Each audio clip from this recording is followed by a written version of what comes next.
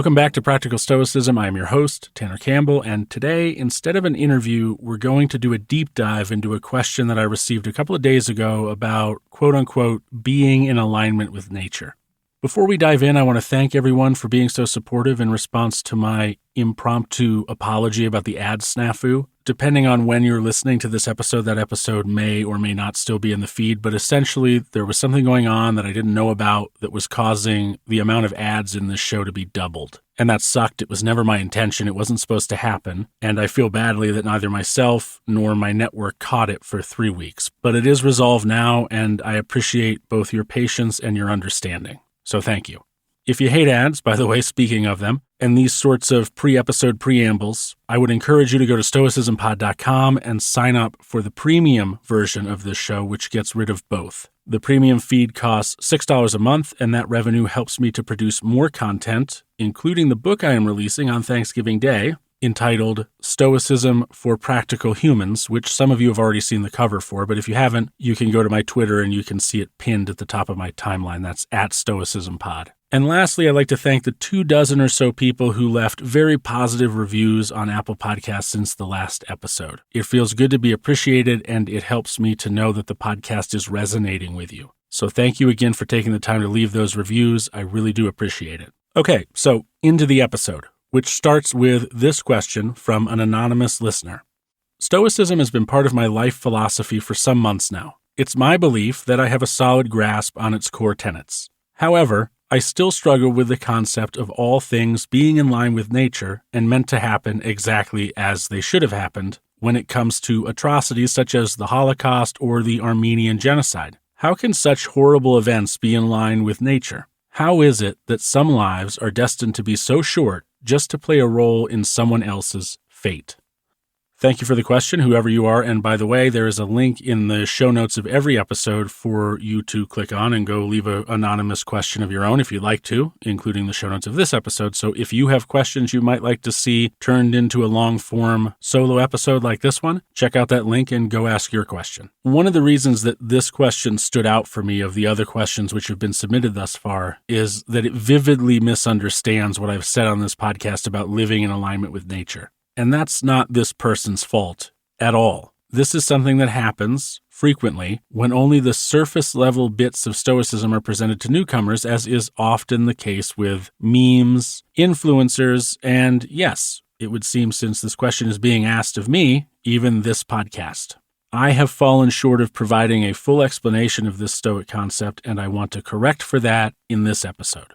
Stoicism is complex and, at times, both counterintuitive and contradicting. Stoic cosmology, which we have spoken very little of, if at all, on this program so far, states that the cosmos are conscious, possessed of something called the logos, the organizing mind of the cosmos. And that logos uses pneuma, or the breath of life, to organize all that exists. This pneuma is split into 3, let's say, forms. The first is the form that balances things, and we can think of that as a parallel to the yin and yang in Chinese cosmology. It's practically the same thing. The second is the sort that animates things, that is to say, brings life to things like trees and plants and people and animals. And the third is the sort that provides consciousness to things. This is the most condensed, rarest form of the pneuma. Now that is a bit of a rough explanation, but I think it's enough for our purposes here today. Ancient Stoics believed that the cosmos consciously conspired to order the universe logically, and this is why everything in nature seems to have a purpose. This is why all living things, according to the ancient Stoics, seems to work with all other living things in harmony. As an example, the fungi networks of a forest will pass nutrients to that forest's trees. Those trees will provide shelter and in some cases sustenance to the animals. Those animals will defecate, die, and decompose on the forest floor, and their nutrients are then passed into the earth, which is picked up again by the fungi network, and the self-supporting cycle of that little ecosystem is maintained. And according to the Stoics, this wasn't just true of forests, it was true of everything. Ancient Stoicism did not have any knowledge of entropy or evolution, so they were very susceptible to what's known as the watchmaker argument. And that argument goes something like this. If you're walking along the beach and you find a pocket watch in the sand, you can either choose to believe that it magically appeared there, or you can choose to believe that someone created it. A watch is, of course, a very complex thing, and the second law of thermodynamics states that entropy can only increase as a system ages. So the universe cannot randomly assemble a watch, meaning there must be a watchmaker. This, by the way, is also a common argument for the existence of God in many religions, though it's not a very good one. So the Stoics looked at what appeared to be a logical order in the universe, in the natural world, and that was the natural cooperation of nature, as described a moment ago. And this was their watch. And they chose to believe that someone or something, some force in their case, must have created it. Where others of the time period may have landed on God as the answer, the Stoics landed on the idea of a conscious universe, and the way they reasoned it was actually fairly interesting. They said that human beings are rational animals. Human beings have reason. You cannot create something for which the ingredients are not available. So, if human beings have reason, it must be true that the ingredients for reason exist in the cosmos to begin with. The cosmos could and must also have reason, and thereby the cosmos are conscious. But what the Stoics called logos and pneuma were really just the result of time and evolution, and we know that now because this is 2,300 years later. Nature gets along with itself the way it does because if it didn't, it wouldn't exist. Another way to put this is it's not that everything happens for a reason, it's that everything happens because it must. And I want to slow down here because evolution and natural selection, they perplex a lot of people. And I think that's to be expected. It is perplexing. Both of those things are hard to think about. So I want to say a little bit on both. Evolution, or I guess we'll say natural selection, isn't what most people think it is. It is not the birth of a new species because those species are the only species who can survive in the long term. It is instead the survival of species whose genetic mutations very luckily wound up benefiting them in a way that they became more fit for the environment than any other species with any other genetic mutations or lack of genetic mutations. So as an example, let's imagine a family of slugs, and let's imagine that they're all born the same. They're just regular old slugs, right? We're just talking about slugs here. But one day, the mama slug, I don't even know if there are mama slugs, but in the case of this example, we're going to say the mama slug gives birth to a slug that is in some way different. Perhaps the reason for this difference is that the mama slug had a long exposure to a certain chemical in the earth, and that damaged her reproductive organs or deteriorated part of her DNA or just did something to her body. And so this new slug is born with an extra antenna. This slug is, in a way, defective if you compare it to all the other slugs. However, if that extra antennae allows it to more easily find food, and this is an entirely fictitious example, folks, I don't know anything about slug antennae, then this slug is more likely to reach maturity. If this slug reaches maturity and reproduces, its offspring very likely will have this same deformity. But since this deformity is helpful, given enough generations, it will seem less so, because eventually these quote-unquote deformed slugs will be able to forage for food more effectively than the non-deformed slugs who may, as a result of being outcompeted, go extinct. So the deformed slugs end up winning, but it's not because they were designed to win. It's simply because their mutation or deformity wound up being a benefit, and that's just dumb luck. But we only see the result of dumb luck after a long period of time, right? So natural selection, and ultimately as well evolution, is just as much about death as it is about life. Perhaps it's even more so about death than it is about life. So moving from mutated slugs back to the ancient Stoics, Stoic cosmology and physics were utter nonsense as we would try to understand them today. They made no sense. They were completely off the wall. But just because those things were nonsense doesn't mean that they couldn't have provided the rationale necessary to create a very useful philosophy. It has always been possible to be right about something for the wrong reasons, and you have probably experienced that yourself. Maybe you've answered a trivia question at a bar correctly, for example, and you arrived at that answer because you were certain that X plus Y equaled Z.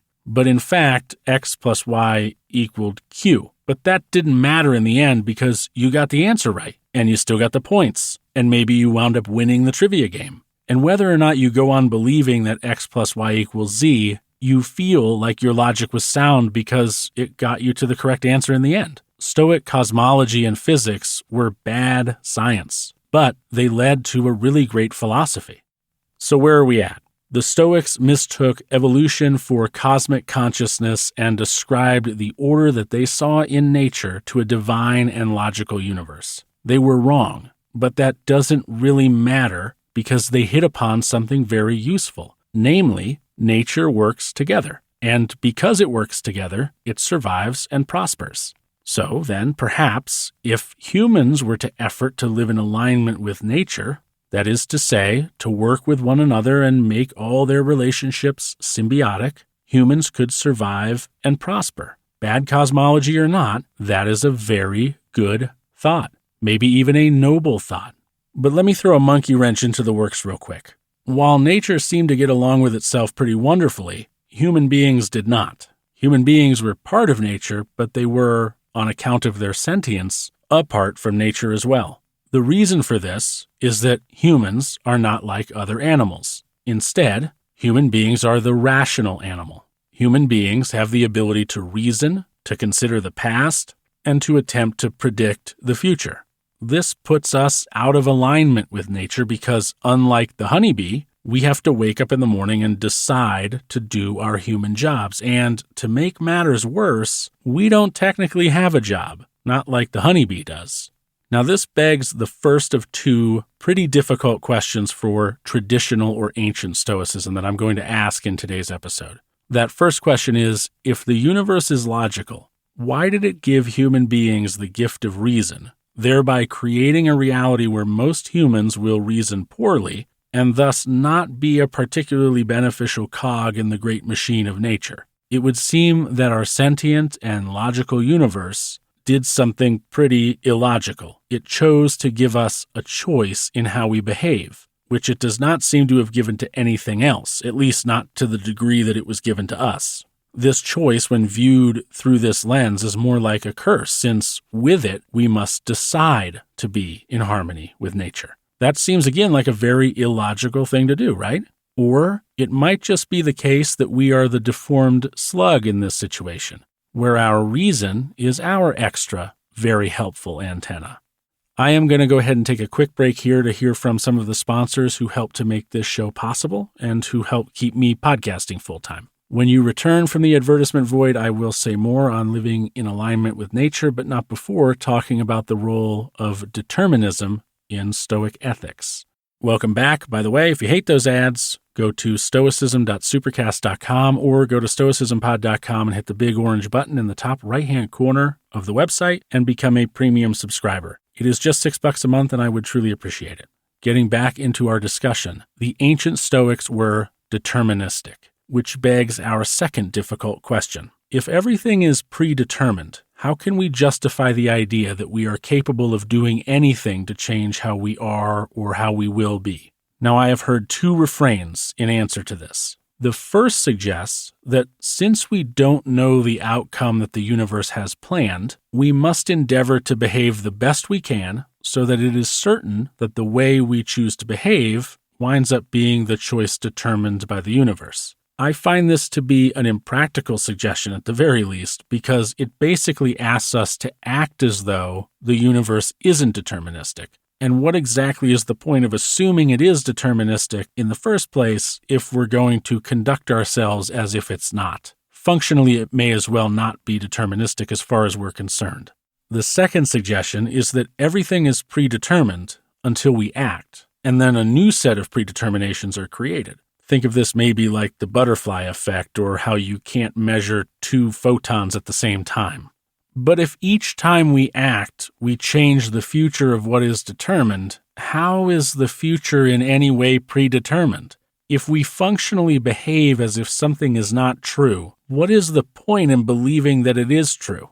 Of course, this necessarily brings us to a discussion about free will. Some people will tell you that free will doesn't exist, that it is an illusion. Sam Harris is one of those people, a person whose work I greatly respect and enjoy, while others will swear to you that it does exist.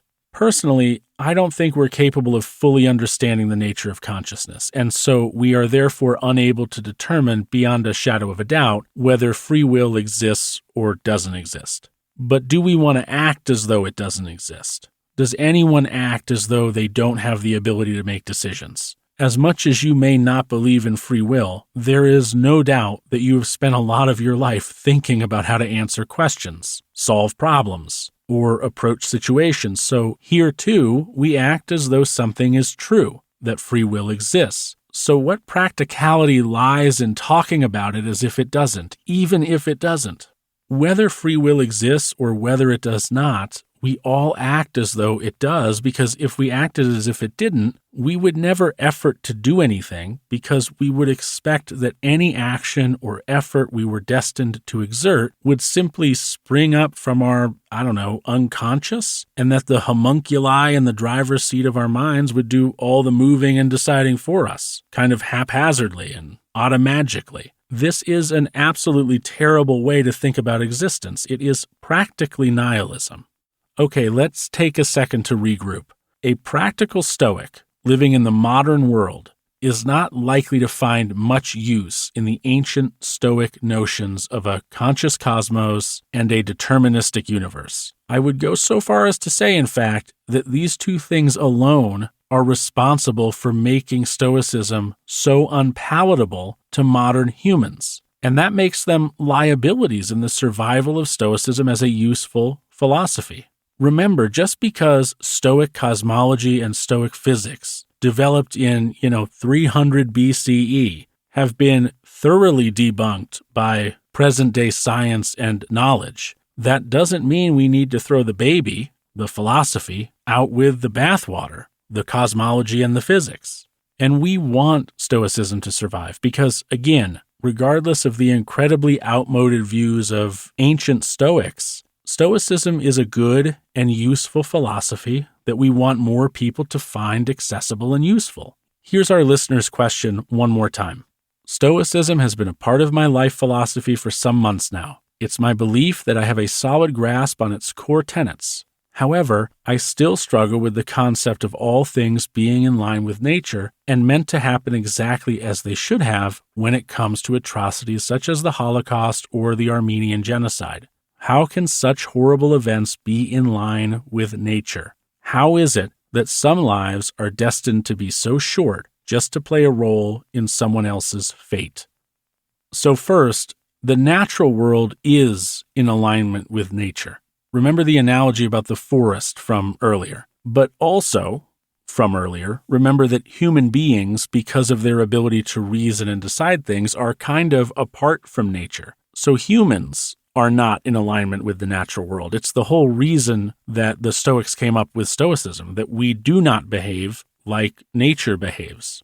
That means that the Holocaust and the Armenian genocide are the sort of things that happen and happened when humans do not make the conscious effort to attempt to be like nature. Remember from the first meditation of Book 2, I requote this all the time. We are meant to work together, like the rows of teeth, upper and lower. That was Marcus saying, if we are meant to be like nature, which was a conclusion they arrived at through their cosmology and physics, then we are meant to work together, and we are meant to decide to work together. Again, they arrived at this right answer with the wrong thinking, but it doesn't matter because they got to the right answer. We should work together. We should decide to work together. That is the best way to be human. I don't think you would be listening to this podcast if you didn't believe that. So then it would go without saying that Hitler was not a Stoic, and he was not in alignment with nature in any way. Or if he was in alignment with nature, he was more in alignment with a natural disaster, which I don't think at any point in Stoicism anyone is encouraging you to be in alignment with natural disasters. Men and women do terrible things when they choose not to be in alignment with nature. For if they chose to be in alignment with nature, they would not choose to hurt other human beings. Now, there is a little bit of a discussion that probably has to come in here around, well, nature does, as I said before, have natural disasters. So then is it possible to say that terrible people are in alignment with natural disasters? That is not a discussion that I want to have in this episode. It's something we could maybe think about sometime in the future. But for the purposes of staying practical and targeted, I'm going to gloss over that. Conversation worth having, but we're not going to have it today. As for the second half of the question, which is the reason I brought up determinism, free will, and evolution, and which was, how is it that some lives are destined to be so short just to play a role in someone else's fate? The answer is that no life is destined to be anything. Ancient Stoics thought about their death as being predetermined because they were determinists. But we, as practical and modern human beings, should find very little value in being the same. A person dies when they die, and in most cases, they arrive at whatever that death is as a result of a lifetime of decisions and a lifetime of the rest of the world's decisions. As an example, I live in Colorado, which is disturbingly identified as part of a swath of America that's called the nuclear sponge. You can Google that if you want to learn more. If tomorrow morning China invaded Taiwan, and America decided to declare war on China, and then the next day World War III breaks out. And then the next week, I die in a nuclear blast because China drops a bomb on Colorado. I would have arrived at my death in part because of things outside of my control, but also in part because of things within my control. I decided to move to Colorado from Maine, after all. I made that choice. So some people live short lives not because they're destined to, but because they do. And this is another point of friction for anyone attempting to practice strictly traditional Stoicism, which we might as well call fundamentalist Stoicism. It inadvertently suggests and encourages a sort of apathy, because how could it not? If everything is predetermined, if we have no free will, and if the cosmos orders everything exactly as it should be, how could one, fully believing all that, not become apathetic over the years of their life? Or not become apathetic over the years of their life watching terrible things happen in the world, which is the case for all of us. We all spend a good portion of our lives being aware of terrible things that are happening. So it's very easy to adopt Stoicism as a way of excusing having to care about those things. This is especially true with this fundamentalist Stoicism. It also leads us to view the world in such a way that someone could be led to ask the question that this listener asked in the first place. How is it that some lives are destined to be so short just to play a role in someone else's fate? That traditional Stoicism leads us to ask that question at all strongly suggests that there is something in serious need of reforming within the philosophy of Stoicism. Which, by the way, if you're interested in hearing more of my opinions on, I just wrote a blog post on that very topic over at stoicismpod.com. It's titled The Necessary Reformation of Stoicism, and you can go check it out by clicking the link in the show notes of this episode. But to put a pin in this, and to answer this listener's questions concisely, first, in order to answer this question practically, we have to do away with the idea that we live in a conscious cosmos that has ordered nature logically.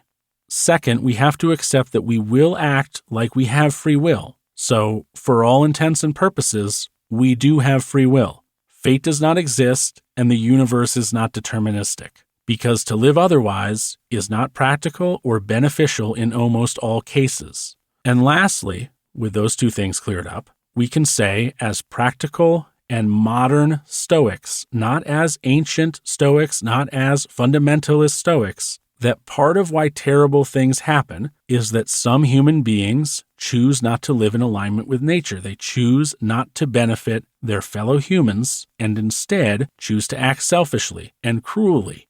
And these bad actors impact the lives of others, to sometimes include ourselves. The other part of why terrible things happen is that some of our decisions put us in the wrong place at the wrong time, or encourage others to behave poorly towards us. So in short, bad things happen because not everyone decides to be good, and people live short lives in part because of that. Fate has nothing to do with it. I'd like to thank you for listening today. I hope that this deep dive was valuable to you and that you enjoyed it. Drop me a comment on the website at stoicismpod.com and let me know what you thought. Also, just a reminder, if you hate ads, you can get rid of them by supporting this show at stoicism.supercast.com. There's a link in the show notes to do just that. Thank you again for listening. I appreciate it. And until next time, take care.